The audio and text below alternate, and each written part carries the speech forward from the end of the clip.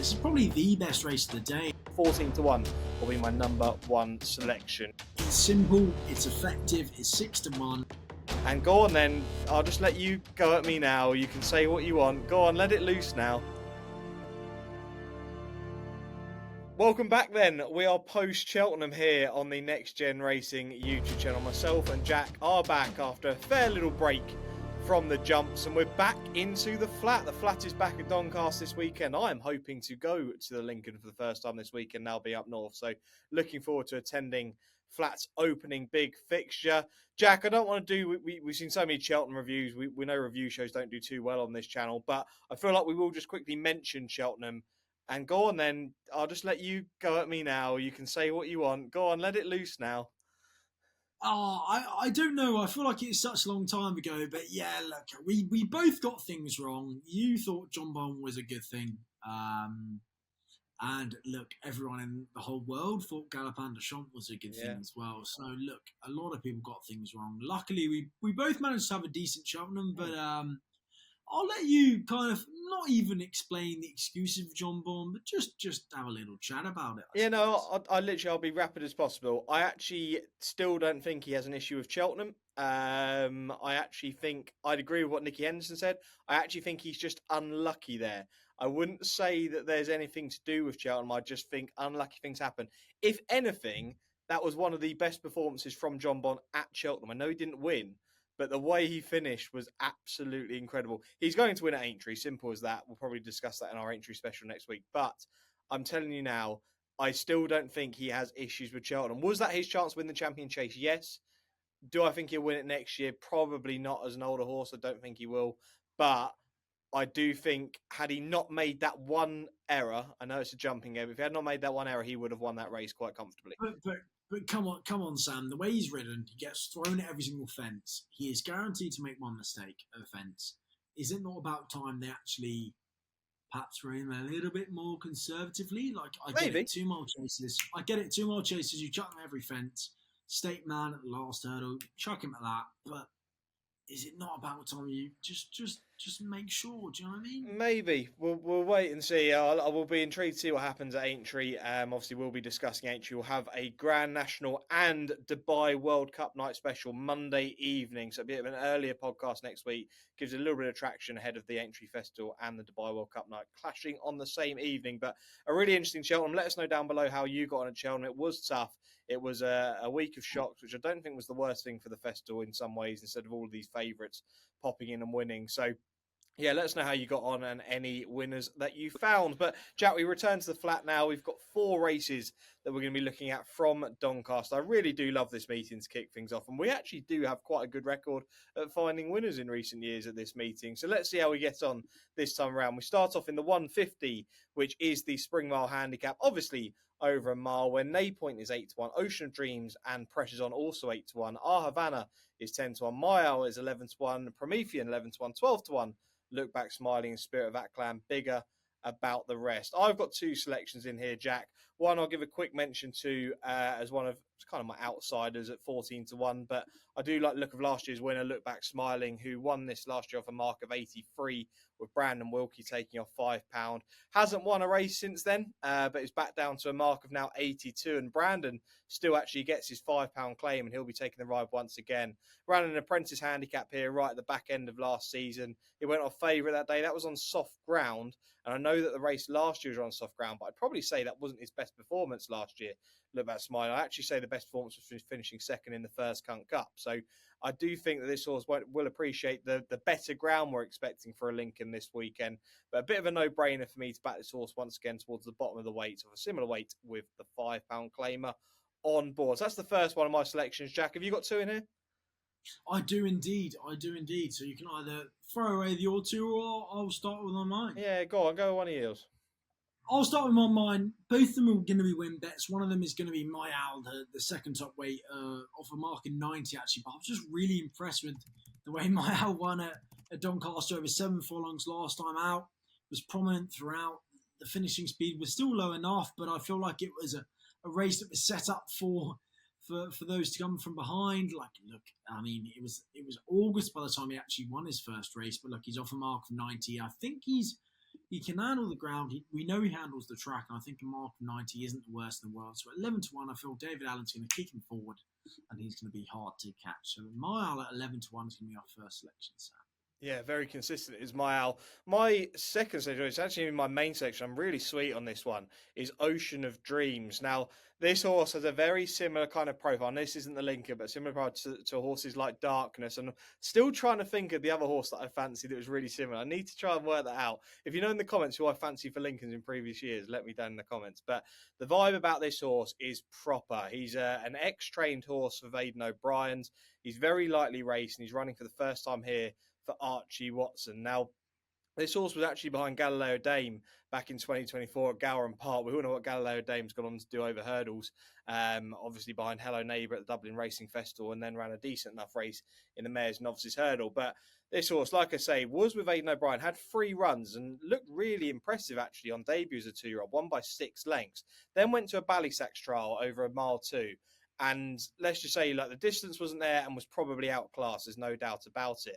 But now comes to Archie Watson. I love these horses that, you know, trainers buy off these bigger trainers and they come in. David O'Mara is a bit of a specialist at doing it, but Archie Watson taking this horse, and it's off a mark of 90 with Holly Doyle on board. And there's no doubt this horse should be quite well handicapped. I imagine they've had this in mind as an early season target. I know this horse won on debut as a 2-year-old, so coming up fresh, I wouldn't mind this horse whatsoever. But I really do think this horse is going to run a huge race, 8-1. So has been a bit found in the market for an unexposed type. But I'm not going to be backing each way here. I think this horse is probably going to go and run a mighty race, and I'm going to back this horse to win in the Spring Mile. So Ocean of Dreams will be my main selection in the Spring Mile. And Jack, you've got one more? Yeah, I first of all, I can't blame you at all for that. Like, the amount that the Hamilton Racing colours, if you look at those, like Archie Watson, Hamilton Racing, they're probably a little bit overpriced at times. Look at Washington Heights, who made all at Newmarket at 33s or whatnot last season. Sometimes the connections can have a little bit of an influence on the price, and I feel like you're right. Like 8-1 on the day, he could be 4s, 5s if he's actually really fancied, and you could be kind of laughing with that. The other one for me is Havana. Look, he's going to be £8 well in. He won really well at Southall last time out. Look, the all-weather form transferring to the turf isn't always the most proven formula, but really impressive the way he won at Southall last time out. The Spring Mile can be a pretty tricky race, so I'm quite happy having 2 win bets, and he's double-figure price. I don't think he'll start a double-figure price on the day. So Havana at 10-1 will be the second pick for me, Sam. Havana then, Jack's second selection in the Spring Mile. Yeah, let us know who you fancy in some of these big handicaps this week. And let's move on to the 225, which is the Cammidge Trophy Stakes. This is a listed contest over 6 furlongs, an early season sprint here. And James's Delight now tops the market, has rotated the market here with Marshman. But James Delight 3-1, Marshman 7-2, Spycatchers 5s, Witness Stand 13-2, Iberian is 8, Al Shabab Storm 10s, Frost at Dawn 14s, 50-1 about Sophia Starlight and Perfect Part. Jack, I'll let you go here. I've got one at a fair price. I don't know whether you looked at the top of the market or looked towards the bottom. Yeah, no, I think it's a really good race, by the way. This is one, probably even I know I love the Lincoln, but this is probably the best race of the day. And I was kind of muddling looking at they're both Marshman and Spycatcher. Both Clifford Lee was jocked up before declarations, and obviously for Carl Burke. And I was thinking, is only one of them going to run? Is both of them going to run? James Delight has a really good record fresh. Marshman, of course, we know has been in decent form of late on the weather, but I am going to go with Spycatcher. James Doyle, of course, is on board, and look, he goes really well fresh. He won in 2021, beating Cooperation at Pontefract, then won again after a 113-day break, then finished third to Buttermont at Newcastle, and then beaten Mount Athos at Thirsk, and then finished third to Washington Heights in the Group 3 at Newmarket. So, look, Spycatcher, and look, he's even beat James Delight back in August. I think he's a little bit underrated. He's 5-1. He ran well, of course, in a Group 1 the Champion Sprint in October. I think he's got a decent amount of form to probably be the value pick as well. I think, of course, Clifford Lee picking Marshman ahead of Spycatcher is a little bit of an eye catch, but look, he's got to give £3 to Spycatcher. I know he's a 7-year-old, but I think he's probably got I actually think he's probably the one to beat. So at 5-1, I think Spycatcher for me will do, Sam. There's one towards the top of the market, but taking on the top two, Spycatcher for Jack. I actually like one at a really big price. And at these early stages of the season, sometimes it's worth taking one at a price because you never know where these horses are at. But I like the look of Frost at Dawn, Jack, at 14-1, whose last run came in a Group 3 sprint out in Maidan. So I do like these horses who have been running in Maidan because they're often fit coming into a race like this.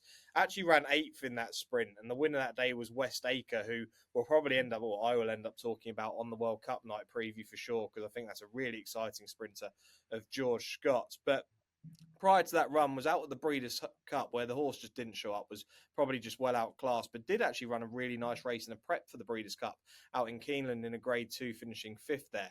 Now, her last run in the UK was at Ayr. That was in a listed filly stakes over 5.5 furlongs on good ground.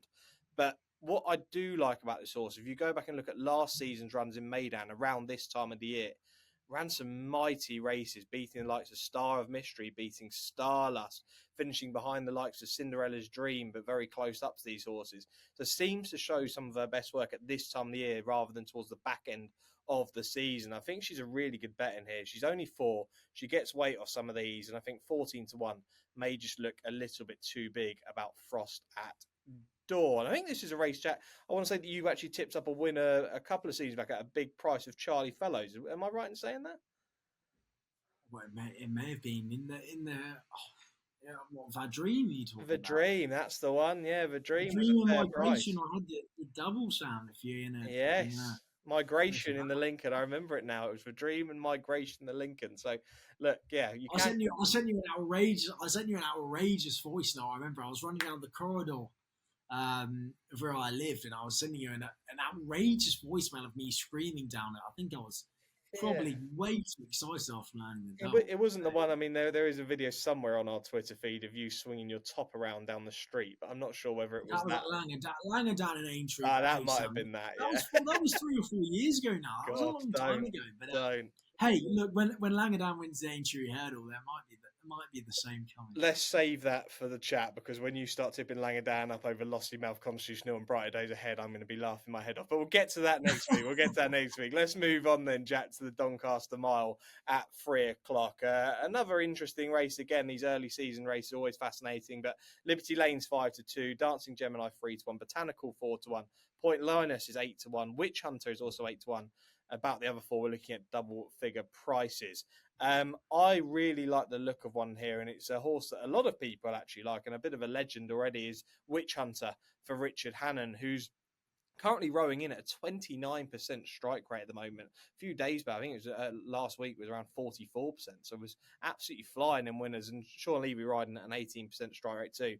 And another horse here, Jack, who is going to be fit, ran in the Wolfruna Stakes at Wolverhampton. I imagine that was literally just a prep run for this race to make sure this horse is ready. But if you remember, Royal Ascot last year ran a huge race, finishing 4th in the Queen Anne Witch Hunter. And I think the one thing I like about this horse, I like to call this horse a proper horse, because this horse acts on all types of ground, whether it's soft, whether it's good, can perform on any type of ground. My one concern with this horse is it has only had one run at Doncaster, and it was actually in Migrations Lincoln, where this horse finished 20 of 22. But remember, that day was an absolute bog, wasn't it? I mean, soft was probably a bit more than soft, to be fair. It was on the heavy side of soft that day.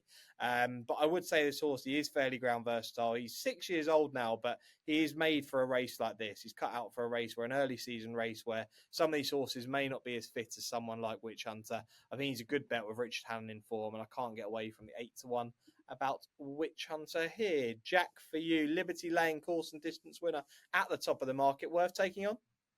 Oh, look, if it's a good question. I think all the naysayers of the flat need to look at races like this. It's a listed race, but look, it's a quality race. You've got Cambridgeshire winner running up against Dancing Gemini, who was a good 3-year-old European classic contender against Botanical, who looked like a handicap plot job at one point in time. So, and Point Linus, who's even a classic yardstick as it comes over a mile. So I feel like it's a really, really good race, and it's a really good weekend to kind of advertise flat racing in Britain. Yes, the prize money is not okay, but I feel like this is a really good race to do it. I think Sheikh Mohammed Obeid Al Maktoum is probably going to have the winner. Wouldn't be adverse to backing even the forecast, to be fair, between Liberty Lane and Botanical. At the prices, course, Liberty Wayne won the Cammidge really nicely, but Botanical, look, won first time out, like softish ground, as we saw last year. Billy Loughnane is, of course, going to be on board.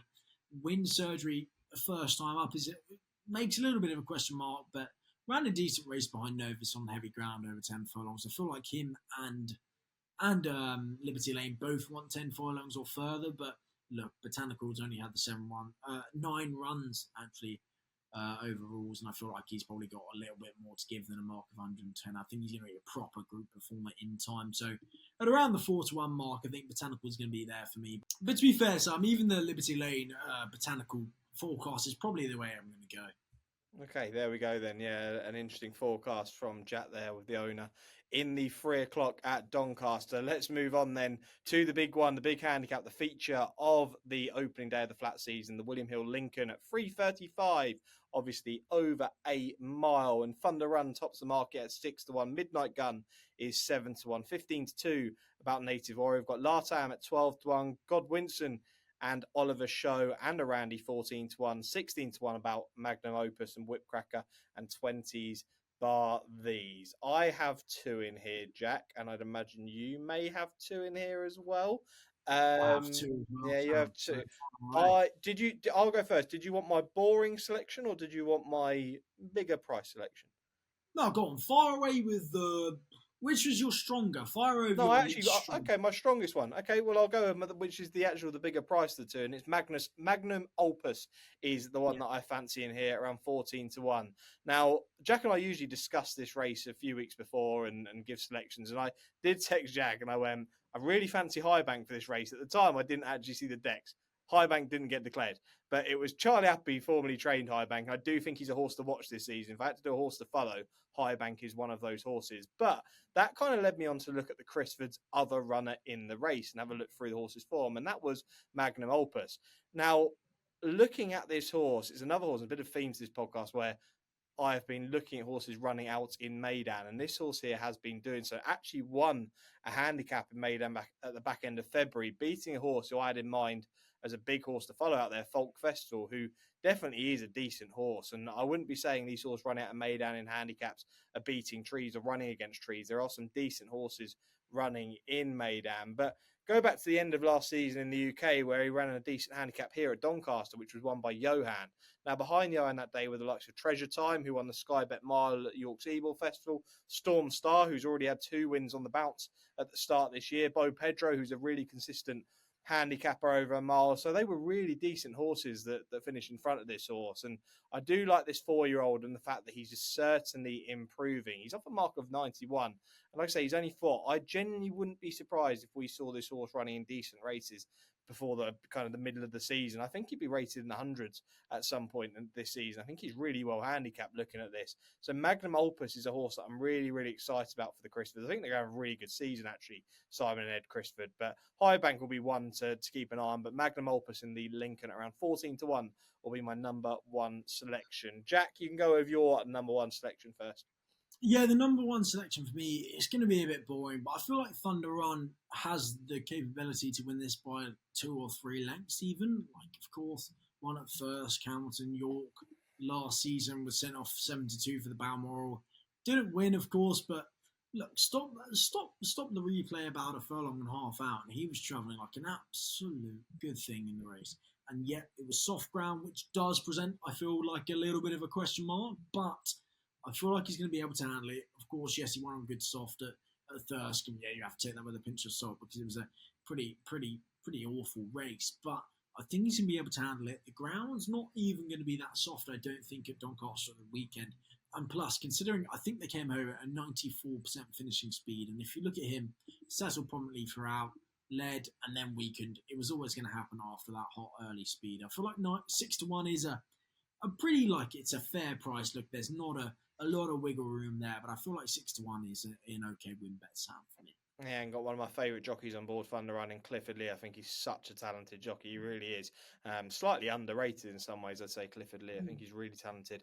Well, my boring selection is just the one that's next to yours in the market. I think Midnight Gun is going to end up running a really decent race in here. Now, before kind of all the interest came out that this horse wasn't towards the top of the market, we had Harper's Ferry in here and Kirat, who have been removed from the market. They were both at the top of it. But this horse here was actually behind Harper's Ferry over this course and distance, second this horse towards the back end of last year. Now, the two of them, Harper's Ferry and Midnight Gun, were well clear in that race. And I thought, looking at it back, I thought this horse, Midnight Gun, probably should have ended up winning that race.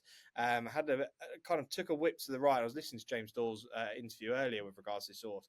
Had a whip on the right and took this massive stride out to the left and lost a fair bit of ground by doing that. And what they've done is they've gelded this horse, and they do believe that mentally he's a much stronger horse and a much more genuine horse. Now, he's towards the top of the ratings, rated 101 in this race here, but he's another horse who I feel will be stepping into Group 2, Group 3 contests throughout this season. I think he could be very classy, especially if this gelding has worked out. I thought it was actually a good thing at Goodwood when he got beat towards the back end of last year as well. And again, I think it was just a mental issue with this horse trying to go past horses. But if they can get that sorted, I genuinely think he's a really decent 4-year-old who might not be handicapping as much as he did last season. So Midnight Gun, I think 7-1's a fair enough price. James Doyle in the Watnam colours, that will do me. And Jack, you must have won a bigger price now as your second selection. Yeah, I do actually. It's Latam. Look, he's going to be one who's going to clearly be running on at the finish. He wants a decent early speed. He's so good fresh. He won the Irish Lincoln 2 years ago. Finished second in the Lincoln here last year. There's even a case to be made that he probably could have even won it. And look, he's second in the Balmoral since he's not even that far out of the handicap in terms of how far he was above last year. He's only £2 higher than he was last year.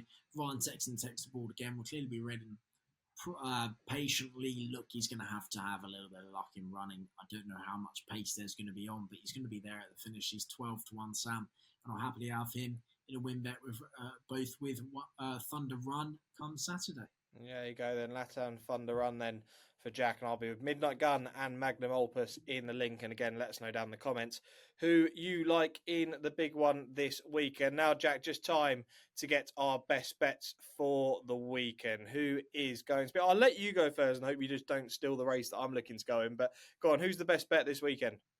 Are you going to Lincoln or no? I'm not.